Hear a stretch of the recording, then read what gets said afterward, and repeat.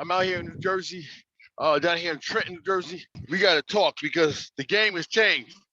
The market flipped. I told everybody when I started this challenge, a lot of things had to go right for us, for me to reach this milestone. Many different variables, and right now, the market is not paying well at all. Like 3 weeks, went from boom now to bust. I'm hoping that this is not going to be a long-term thing. I just booked a load out here. I'm going to be going back out west to Salt Lake City. Uh, and that's like 2,100 miles, and I'm only getting 5K on this. Normally that's just something I wouldn't take, but we have other trucks in the fleet right now that are not moving for lack of good paying routes and jobs to take. So you have to sit there and say, okay, do you keep the wheels moving, or do you just say, let's park and wait for the ideal load. I'm taking it because you know what? I'm the road warrior. I got to keep the wheels moving. Hopefully by next week, this won't be a trend and we can get them high paying loads going again. Stay tuned for my next little installment because we're going to talk about how we're going to do that, okay?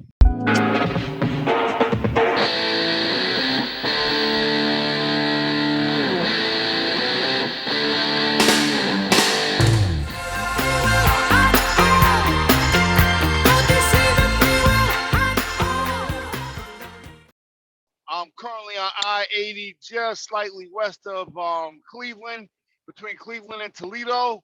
I'm riding in inclement weather. Man, the wind is blowing my truck all over the spot. I mean, I'm loaded at about 26,000, and the wind gust is just pushing me all over the world right now. Let's go back and check out my episodes, High Winds Over Utah, and y'all can see how real it gets out here. Right now, I just checked my weather. It looks like I'm riding into it. It's going to be like this probably all the way to Chicago and past Chicago. Anyways, I've been thinking about some clever ways to maybe book some higher paying loads. Sometimes the board only offers what it offers, but I still think that there are high paying loads out there. I just think that they're in shorter supply and they're being set aside for preferred carriers.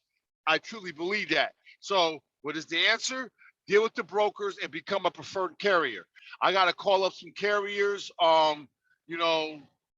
honey in their ear and say, hey, listen, man, where are those preferred lanes at? Let me get some of those preferred lanes. I know you hold them back, because what's on the board right now is garbage, straight crap. I'm talking about, you got certain jobs out there, they posted for $1 a mile. I mean, over long distances, like who wants to travel 1,500 miles for $1,500? You can't even break even like that. You can't. Those are drive you right out of business kind of loads right there. Or, maybe if you're a driver where, your truck is paid off, you are your own mechanic, and you just happen to have a cousin who works at a fuel refinery spot, maybe you can still stay afloat like that, but you still got to pay your insurance. You still got to pay your gas taxes, your highway taxes. You got to still pay for your IFTA. You still got to pay fees. You still got to cover administrative overhead costs, all those things and stuff and such. Another way I was looking at it, this is when they clear out the suckers. Oh, okay. A lot of people jumped into this game. It's time to offload some of these carriers. It's time to kick some of these carriers to the dirt or to the side. Clear out all the guys who are not prepared to make it. There's money to be made, but the money comes in ebbs and flows, and I think that's the secret. That's the name of the game. That's what you have to realize. I just hope that next week I'm talking about something else, because by then the rates will go back. But in the meantime, we have to do what we have to do. We have to make money. The challenge is 13 weeks, 100K. So this week I'm only going to get about 5,800, and on average, that's not cutting it. So I'm accepting that, and we're brainstorming right now, figure out a way to get those high paying lows by one means or the other. So out here on the I-80, I'm up in Iowa, getting ready to roll in Nebraska, heading west. I'm still on this trip, boy. I tell you, boy, these cross country trips, sometimes they seem like they last forever. Me, the name of the game is always coordinating the next load. In the logistics game, that's what it's about. You can make a lot of money on any one singular load, but you really want to talk about gross revenue over the span of a week or 2 weeks or a month. And if you can't coordinate your loads, then you lose money just sitting around at truck stops, having nowhere to go, or you fall into a crack, or Lord, Lord help you if the weekend comes, and then you're really just stuck. Like I said, the market on flipped upside down, and it's kind of hard. There's loads out there that 2 or 3 weeks ago we would have never taken, but now we have to seriously consider taking, because they may be the best loads out there. And then if we don't take them, then we're stuck getting something even worse off than what we turned down. This challenge is about $100,000 in revenue, but you don't go into business to show how much revenue you can make. You go into business to demonstrate how much profit you can make. And there lies the difference. That's a big difference. Revenue versus profit. Yeah. Everything has to make sense. Revenue's good because revenue gives a person the opportunity to utilize other skill sets like conservation and cutting costs and saving money here and there to earn that profit. But at the same time, price of diesel is astronomical. You have to ask yourself, at what point are you doing better than just to have your truck sit still? You know what I'm saying? I don't think you win like that. I think the way you win is you always keep your truck moving, because that makes you viable to get work or to find a contract or get a dedicated lane. During the boom, a dedicated lane might have meant that you were making less because you're contracted in, you're signed in at a rate. And you may see guys driving by you that are making more money. But those same guys that got locked in making that rate, now they're the ones that are laughing, because now they're looking at everybody else like starving or out here chasing scraps. You know what I mean? So I think that the answer for the current situation is getting good with a broker or a shipper. Get a dedicated lane where the money is you're making over that break even. You know what I'm saying? If you make more than that break even, then you can live to fight another day. You can keep going. You can keep your business, your expenses, your truck, your maintenance, your fuel, and everything. Pay the driver. It's been a long day. I'm just riding straight on I-80, Nebraska, heading up into Wyoming. I went to a truck stop maybe about I don't know, at this point about 40 miles back. And I ran into another trucker who's telling me good luck, and giving me detours and everything, telling me that highway is getting shut down because of snow. I'm like, snow? I'm like, are you kidding me? I'm like, right now, I don't see a flake anywhere. But I've driven on I-80 before in Wyoming, and I've seen some crazy weather patterns there. If it is what he says it is, then traffic will be moving slow, because a lot of things, when you travel across country, man, a lot of things can go wrong. A lot of things can set you back. Listen, man, I picked this load up, as you guys, if you've been following along, out in New Jersey. All right, 2,100 miles. I had a 6:30 drop off on schedule and everything. So I'm like about less than 2 hours away from that spot up here on I-80 in Wyoming. And check this out. Look what I run into. They don't shut the whole highway down. Yeah.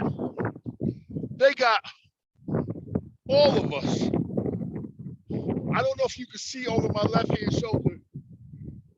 I don't know if you guys can see that, but that is traffic backed up as far as the eye can see. Can you believe this? I'm going to get this money, and they got me sitting out here because they don't shut the highway down. And mind you, it's like, what is this, April 15th? And I'm going to say it. If y'all don't already know, I hate Wyoming. Anybody that's traveling on I-80 is going to be late today. Things ain't looking good. I'm over here at a truck stop. I'm out of Salt Lake City right now, and I'm watching a guy just here. I'm gonna let y'all see it. That dude is taking the very last parking spot in the truck stop. I was coming over here to get it, but he beat me to it. So okay, there might be a lot of trucks sitting around. They're talking about. I'm watching just some research. They're talking about there being an oversupply of trucks right now to accommodate the limited amount of lanes that are out there. And if that's true, then you're gonna have. I'm gonna see more of this.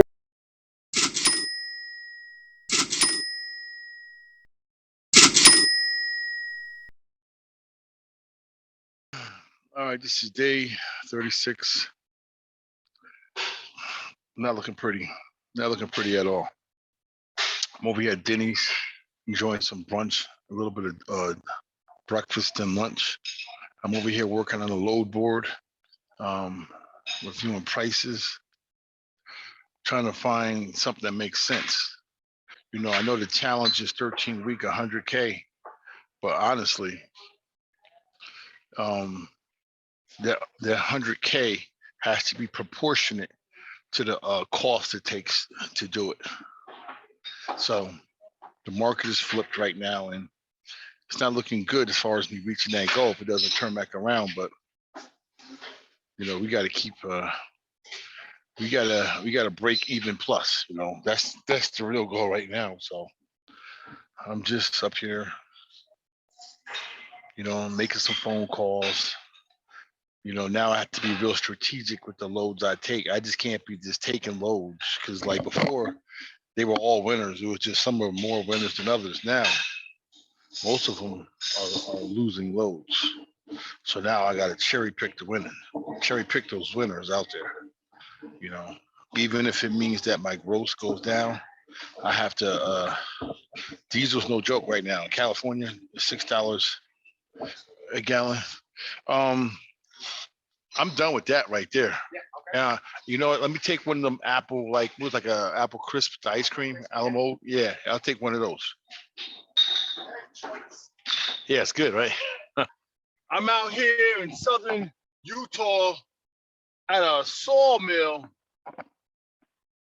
I mean, like it's like they pulling salt right out of the earth, packaging it up and everything, like quarrying it. And you know what? Business is a game of pennies because these guys is trying to get everything on this load that they can legally do.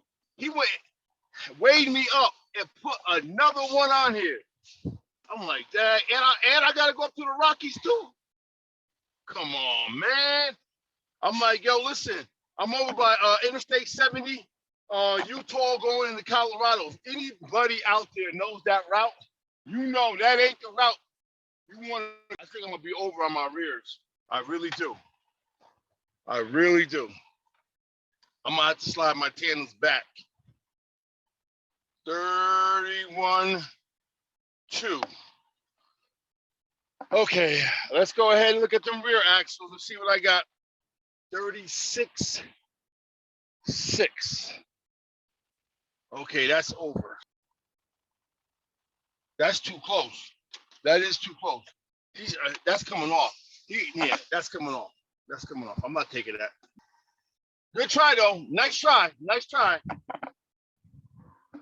But I'm the road warrior. We don't go for that. It's day 36 out here, the beginning of week 6. And, you know, when I first started off with this challenge, man, I was feeling really good. But, man, I mean, I know I needed multiple factors to remain consistent and be in play for me to make that goal.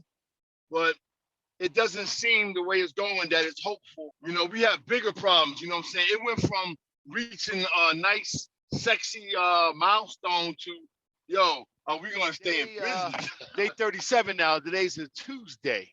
I'm rolling on Route 491. Rolling in from, where am I at? Utah into New Mexico. Let me tell you something. I don't normally take this route. Um, I drive a Freightliner, 2016 Freightliner Cascadia Evolution. Um, this truck has grown on me. It's an automatic. Typically speaking, I kind of prefer to have the 13 speed. I like to shift with that stick. But there is some advantages, some upside to this automatic. It kind of like makes me more of a civilized truck driver. I don't have to do all the shifting and everything. But when you're dealing with a lot of weight and you're dealing with rough terrain going up and down mountains, sometimes I feel like there's an advantage to having that stick. I got to make my drop off tomorrow in Birmingham, Alabama. This was a crappy load. They weighed me down. If I haven't already spoke on it, I'm with a whole, bunch of salt that I'm totally maxed out on. The name of the game is thinking about the next load and thinking about strategically how we're going to handle this downslide in the market. Because the market has gone down, but who's to say it may have not hit its bottom? It might keep on going down. And next thing you know, you got truckers out there playing cutthroat, dudes accepting a dollar less for load just to have their wheels moving at all. You have to kind of know when to overextend yourself, and you have to know when to kind of like pull back. So right now, I'm pulling back. I'm still trying to get those numbers. Don't get me wrong, because you see, my dedicated lanes is only A to B. I still have to figure out the load back. So I'm gonna try to hustle on the load back, and I'm gonna sit there and see if I can secure another dedicated lane on the beautiful morning out here in Texas. I'm actually on 287 going underneath Oklahoma, and this will take me down through the Dallas region and eastern Texas, down toward the south, and right into Louisiana. I'm probably going to miss Arkansas altogether. I'm just going to go whoop, right down into Louisiana, and then let's just talk about what's going on right here on the ground. I am at my destination spot 3 minutes before 7:30, which is my appointment time. I am early. I'm waiting on them. I brought this bad boy out from basically right out from Salt Lake City, Utah, picked it up on Tuesday. And I've arrived at Montgomery, Alabama. This is what I'm talking about with the low market pay. This load only paid like $3,800, and it was like 18, almost 1,900 miles. I mean, insane. It's like that's not something that makes a whole lot of financial sense, but logistically, it brought me back over to this part of the country, and we're over here pursuing some dedicated lanes. This week was not a great week, and so neither was last week. I'm only going to end up with 38 this week. I think that's it. That's just it. Just this one load. And last week I had 2 loads for 57, and together for 2 weeks we got $9,500 on day 41 of the challenge. And I'm up here in up on Lexington, Kentucky. The strategy moving forward is that we're trying to secure a dedicated lane. I'm working with a broker. We're trying to partner up, you know what I'm saying? We're trying to help each other out. He's trying to find me secure lanes. I'm trying to find him new customers. Going up to Ohio. I'm about 5 hours away from where I need to be. Today is Saturday, so I don't have to have this load there to Monday morning. I still believe that 100K is possible. Monday is the beginning of week 7. Week 7, that's almost halfway to 13. What happened last week with that snowstorm? Y'all see this? Now, my truck is minus one of these. This was inspired by the snowstorm.